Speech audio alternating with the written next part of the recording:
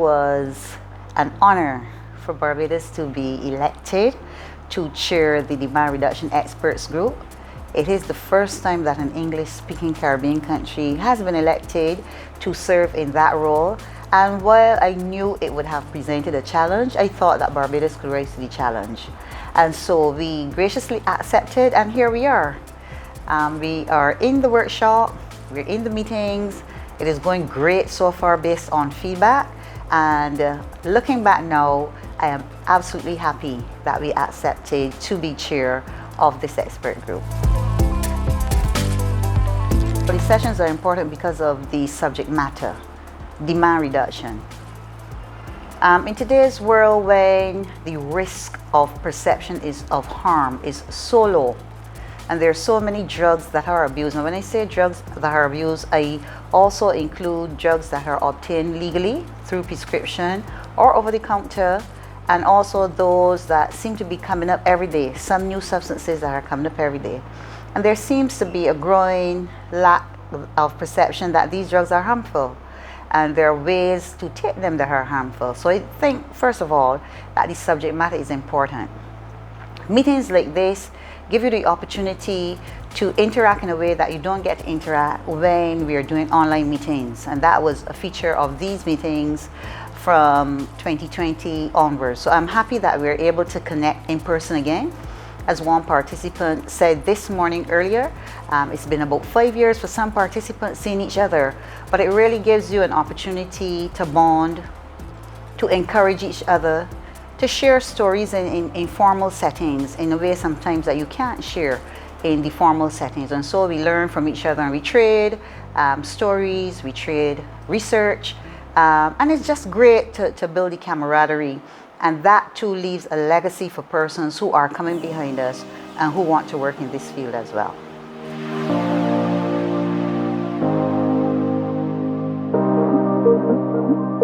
It is always good when people come together to share ideas and experiences.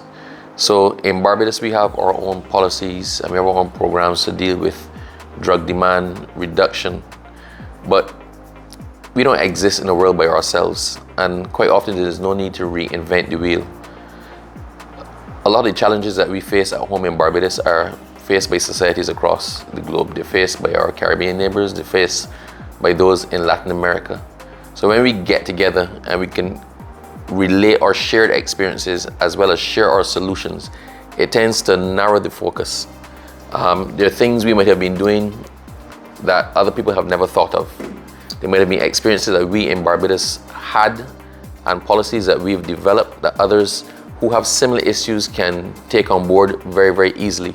So the best way to approach a problem is through a collective. The more opinions you have, the more inputs you have, the better your eventual solution is. So I'm glad for the ability to have the conference here in Barbados.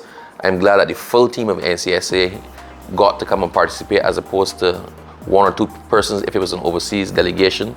And from what I've seen so far from the conference, from the speakers, from the workshops, even from casual discussion with participants, it has been a tremendous success.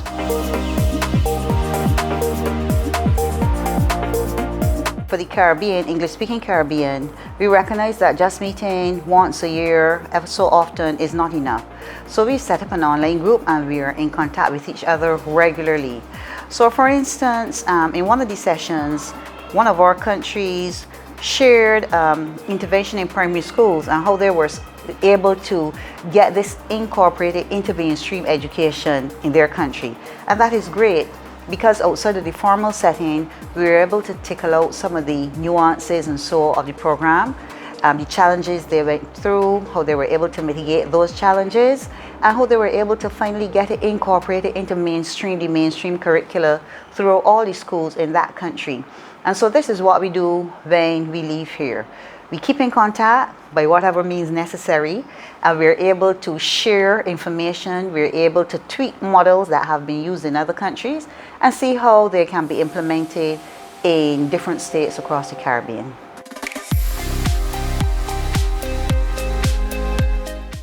It's prime importance for us to work with our sister agencies, partner agencies, international institutions as well, such as CARICOM. We have a memorandum of understanding with CARICOM. We're always looking for synergies. We do not wish to duplicate efforts in the hemisphere or overburden our countries, our member states, with assistance that is not a coordinated effort by the international partners and organisations. So yes, we are working with as many partners, new partners and existing partners as possible. The UN as well, the United Nations Office on Drugs and Crime, we work very, very much hand in hand with them, and we are always looking for new partners.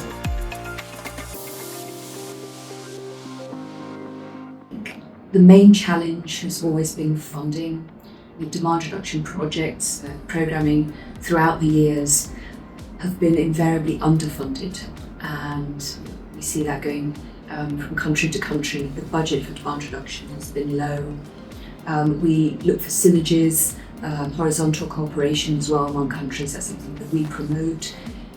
The success from our demand reduction unit, I think, is that we have brought countries together and helped countries discuss and address as efficiently, as effectively as possible, issues that threaten countries in respect to the demand reduction area, such as stigma. Stigma is a huge barrier right now to treatment. We're bringing countries together, we're putting together events, discussion fora as well, and recommendations with regards to how to address stigma. Also youth, that's an issue right now with regards to demand reduction, that we are trying to strengthen countries in bringing youth together, working in prevention strategies and programming, getting youth very much involved in community projects, and who better than youth to tell us what to do for the future, what works for them. Only they know what works for them, and they can bring us into doing effective campaigns, hopefully stemming the use of drugs amongst our youth. And they're our future. We need to look after them.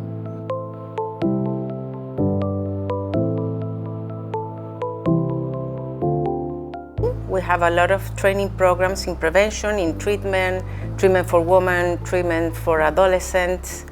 The other side, we have implementation programs in municipalities, in different countries like Uruguay, Argentina, Colombia, etc. And in the other side, we have some programs directly with younger people, like Youth Forum, like CICAD.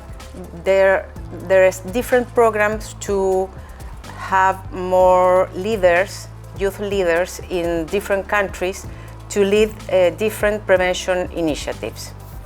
So also I think maybe the most recently initiative that we are doing in different countries with the support of the Catholic Church is a curriculum, is a training for people that are religious, that they are working in the field and directly with people that are using drugs and their families.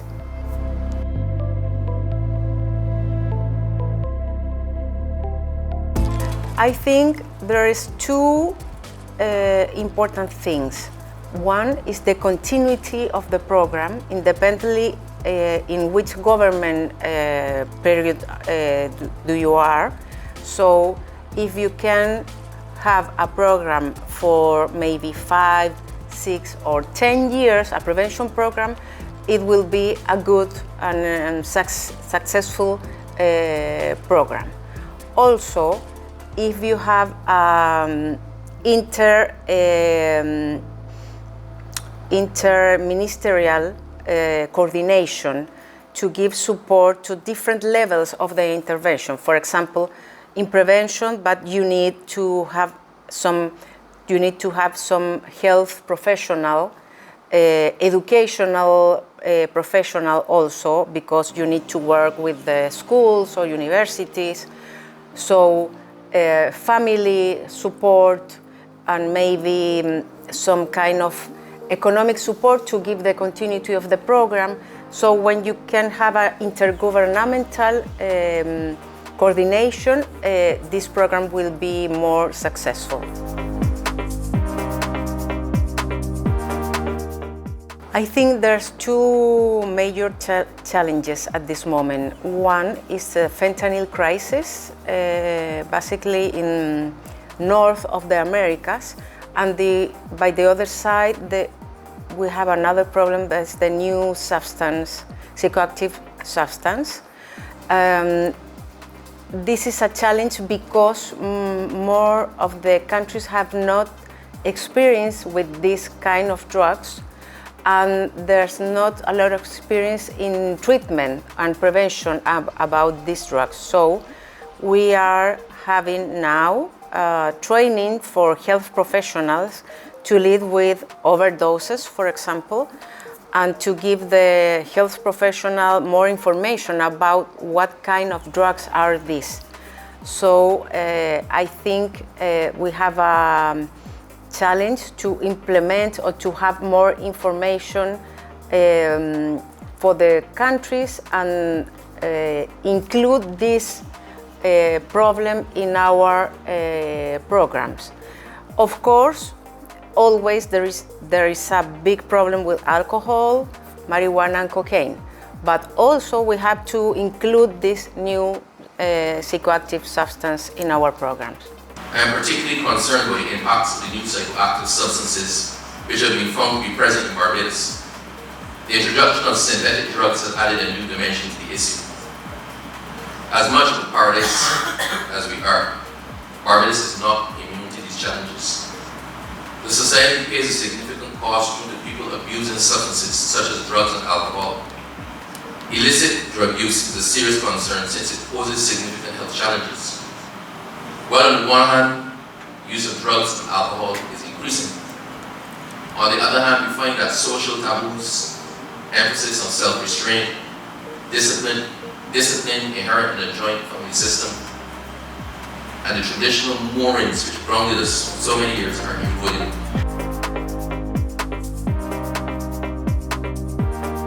Last year, we actually supported a study in 4 Caribbean member states looking at synthetic drugs. This included Barbados, Jamaica, Trinidad and Tobago, as well as Guyana. Essentially, this study was used to determine the extent to which these emerging substances are present in these countries, what, if anything, the authorities have been doing or are doing in response. And the idea in the end was to make some recommendations on what could be done to help countries respond effectively to these substances. Just some highlights about what we found. Number one, these drugs are not as prevalent as the traditional drugs.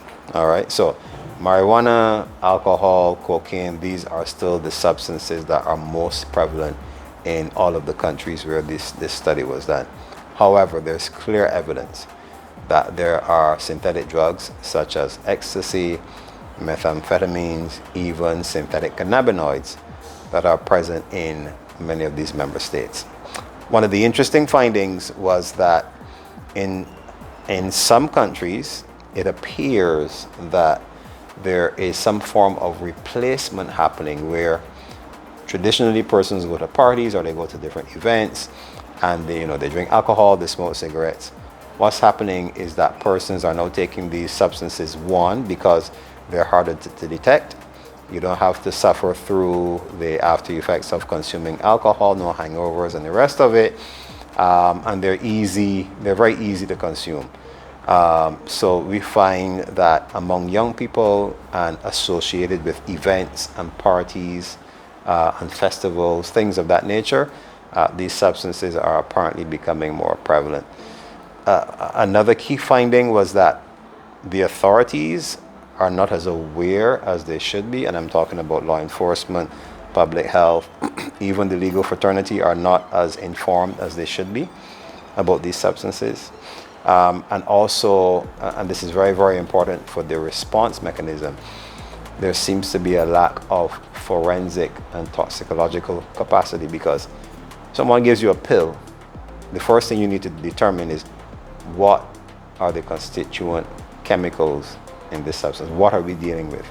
And you need a forensic lab with the right equipment, the right supplies, and trained experts who can run the analysis needed to detect what is going on, what's in these substances. That's the first step.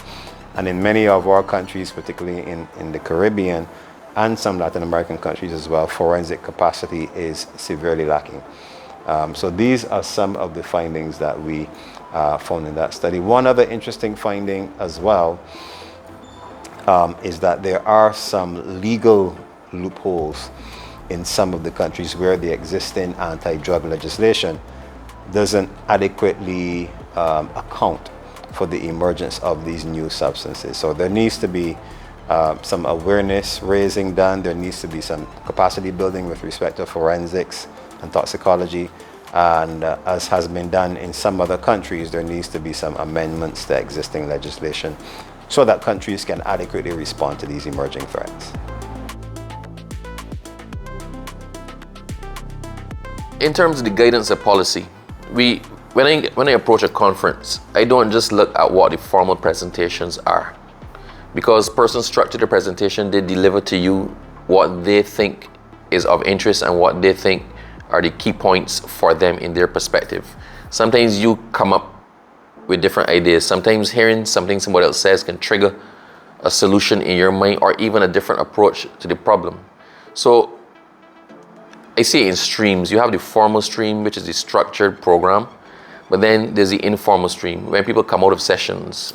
We had a dinner last night where around the table we discussed approaches to drug demand reduction, approaches to education, approaches to billboards, approaches to messaging.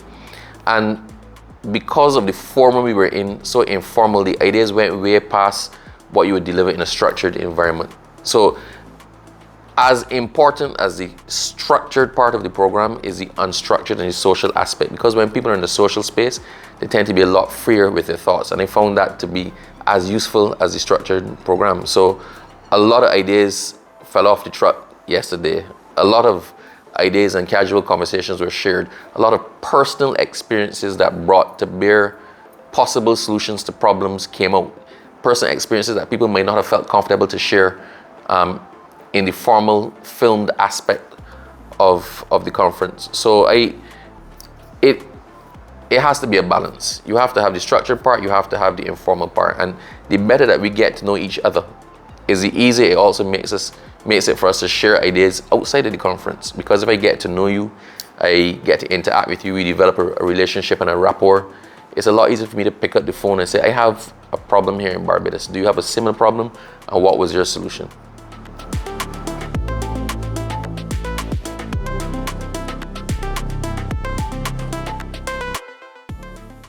We have a drug strategy, a hemispheric drug strategy, written, drafted and approved by all our member states.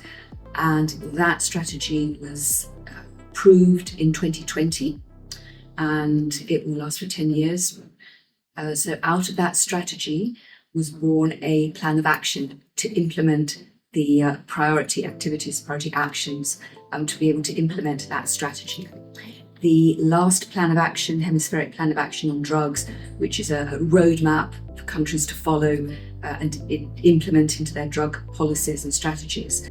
The last plan of action has expired, and we are now in the process of working with countries to put together a new plan of action on drugs, which is 2026 to 2030. So that's a 5-year plan of action on drugs, which will be a roadmap for countries to follow and to address effectively the most prolific issues in regards to the global drug problem.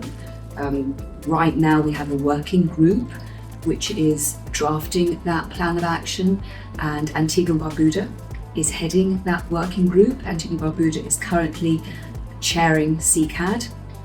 We have Vice Chair Brazil. Brazil will be elected coming in as chair in our next CICAD meeting of commissioners in December in Washington, DC. That plan of action is crucial for countries to be able to bring together all the issues and the priority actions that are needed to be able to go forward and effectively address the drug problem in the hemisphere.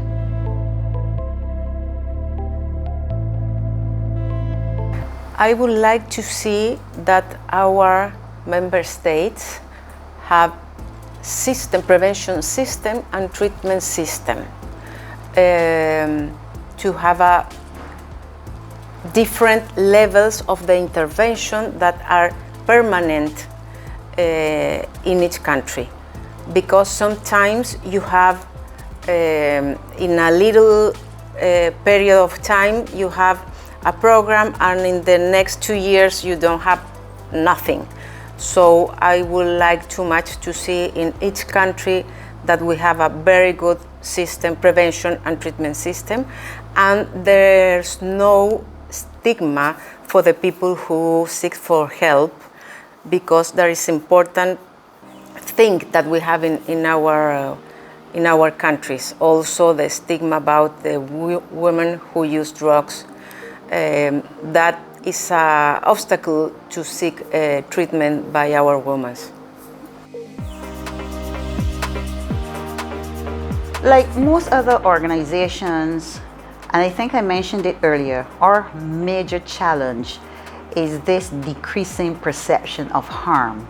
And so where there is the perception that I can only try it once and nothing will happen, or it'll make me feel good for a day and I can go back to being normal. That is our major challenge. And so we are faced with a lack of resources with which we can effectively carry out the message on a sustained basis. And so sometimes the methods that we choose may not be the most impactful, but we try to do what we can with our resources.